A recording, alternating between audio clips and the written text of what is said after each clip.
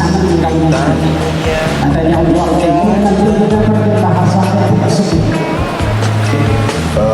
Yang pertama tentunya anak korban, mana anak korban informasinya.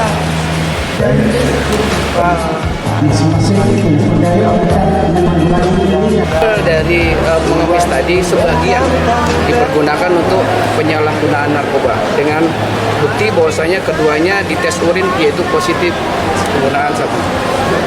Pak, apakah istrinya juga dipaksa atau memang atas kemauan sendiri untuk memakai narkoba itu? Jadi kalau pakai narkoba itu tidak dipaksa ya.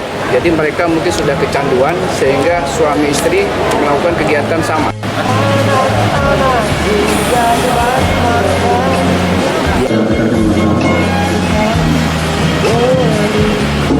Bagaimana?